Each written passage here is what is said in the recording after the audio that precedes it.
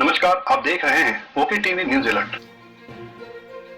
Corona virus के कारण मंद पड़ी अर्थव्यवस्था को पटरी पर लाने और इस संकट को एक अवसर के रूप में बदलने के लिए प्रधानमंत्री मोदी द्वारा घोषित 20 लाख करोड़ रुपए के आर्थिक पैकेज में से 3 लाख करोड़ रुपए का कोलेटरल फ्री लोन एमएसएमई को दिया जाएगा। इसके साथ ही एमएसएमई के परिभाषा में बदलाव करते हुए मध्यम उद्योगों के कारोबार की सीमा को बढ़ाकर 100 करोड़ रुपए कर दिया गया है। वित्त मंत्री निर्मला सीतारमण और वित्त राज्य मंत्री अनुराग ठाकुर ने आर्थिक पैकेज के पहले चरण की घोषणा करते हुए कहा है कि आत्मनिर्भर भारत अभियान के तहत विभिन्न क्षेत्रों के लिए पैकेज की घोषणा की जा रही है। अभी लगातार अलग अलग क्षेत्रों के लिए घोषणाएं की जाएंगी। आइए आपको बताते हैं कि आत्मनिर्भर भारत अभियान के तहत वित्त मंत्री निर्मला सीतारमण की 10 बड़ी घोषणाएं क्या हैं। इस अभियान के तहत एमएसएमई के लिए 3 लाख करोड़ रुपए का कोलेटरल फ्री लोन देने का प्रावधान किया गया है। यह लोन 4 वर्ष के लिए होगी और पहले 1 वर्ष मूलधन का भुगतान नहीं करना होगा। इसके तहत 100 करोड़ रुपए के कारोबार वाले एमएसएमई को 25 करोड़ रुपए तक का ऋण मिलेगा। बैंकों और एनबीएफसी के लिए 100% गारंटी कवर मिलेगा। यह योजना 31 अक्टूबर 2020 तक उपलब्ध होगी। इसके साथ ही एमएसएमई के परिभाषा में बदलाव किया गया है। एमएसएमई की नई परिभाषा में माइक्रो उद्यम में 1 करोड़ रुपए तक का निवेश किया जा सकेगा और इसके कारोबार की सीमा 5 करोड़ रुपए होगी। इसी तरह लघु उद्यम में 10 करोड़ रुपए का निवेश किया जा सकेगा और इसका कुल वार्षिक कारोबार 50 करोड़ रुपए का होगा। मध्यम उद्यम में 20 करोड़ रुपए तक का निवेश होगा और इसका कुल कारोबार 100 करोड़ रुपए तक का होगा। तनावग्रस्त एमएसएमई की मदद के लिए 20,000 करोड़ रुपए का प्रावधान किया गया है। इसमें ऐसे एमएसएमई को लाभ होगा जो एनपीए या तनावग्रस्त हैं। इससे 2 लाख से अधिक एमएसएमई को लाभ होगा। वैसे एमएसएमई में 50,000 करोड़ रुपए का निवेश किया जाएगा।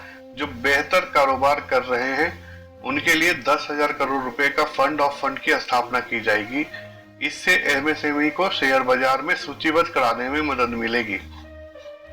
31 जुलाई 2020 और 31 अक्टूबर 2020 तक भरे जाने वाले सभी आयकर रिटर्न की अवधि 30 नवंबर 2020 तक बढ़ा दी गई है। इसके साथ ही 30 सितंबर तक भरे जाने वाले कर ऑडिट रिपोर्ट की अवधि भी 31 अक्टूबर तक बढ़ा दी गई है।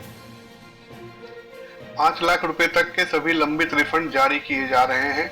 अब तक 14 लाख से अधिक रिफंड जारी किए जा चुके हैं। 30 सितंबर तक की आकलन तिथि को बढ़ाकर 31 दिसंबर 2020 और 31 मार्च 2021 तक की तिथि को बढ़ाकर 30 सितंबर 2021 कर दिया गया है। सरकार ने निजी उद्यमों में काम करने वाले कर्मचारियों के हाथ में ज्यादा पैसे उपलब्ध कराने के उद्देश्य से अगले 3 महीने के लिए कर्मचारी भविष्य निधि में दिए जाने वाले अंशदान में कमी की है। कर्मचारियों के वेतन का 12% ईपीएफ में जमा होता है। साथ ही नियोक्ता भी इतनी ही राशि ईपीएफ में जमा कराता है। अब निजी नियोक्ता और कर्मचारियों का अंशदान 12% से घटाकर 10% कर दिया गया है। कर्मचारी के ईपीएफ खाते में उसके वेतन के 24% की बजाय 20% के बराबर राशि ही जमा करानी होगी। 100 कर्मचारियों तक के ऐसे संगठन जिनमें 90% कर्मचारियों का वेतन 15,000 रुपए से कम है, उन्हें पूर्व में दी गई छूट की अवधि 3 माह और बढ़ा दी गई है। पहले सरकार ने कहा था कि ऐसे संस्थानों के कर्मचारियों और नियोक्ताओं दोनों की तरफ से दिया जाने वाला मार्च, अप्रैल और मई का अंशदान सरकार जमा कराएगी। इसकी अवधि भी अब अगस्त तक बढ़ा दी गई है। इससे 3,67,000 लाख उद्यमों में काम करने वाले 72,22,000 कर्मचारी लाभान्वित होंगे और अर्थव्यवस्था में 2500 करोड़ रुपए की तरलता बढ़ेगी। वित्त मंत्री निर्मला सीतारमण ने गैर बैंकिंग वित्तीय कंपनियों और सूक्ष्म राशि के ऋण देने वाली संस्थानों के लिए मुश्किल के इस दौर में 30,000 करोड़ रुपए की विशेष नकदी योजना की घोषणा की।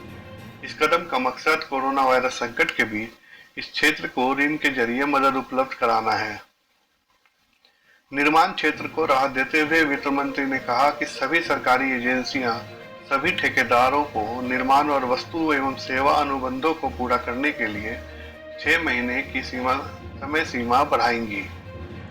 वित्त मंत्री ने गैर बैंकिंग वित्तीय कंपनियों, आवास वित्त कंपनियों और सूक्ष्म राशि के ऋण देने वाली संस्थानों के लिए मुश्किल के इस दौर में 30,000 करोड़ रुपए के विशेष नकदी योजना की भी घोषणा की। इसके अलावा निम्न साख रखने वाले एनबीएफसी, आवास वित्त कंपनियां और सूक्ष्म वित्त संस्थानों के लिए 45,000 करोड़ रुपए की आंशिक ऋण गारंटी योजना 2 की भी घोषणा की।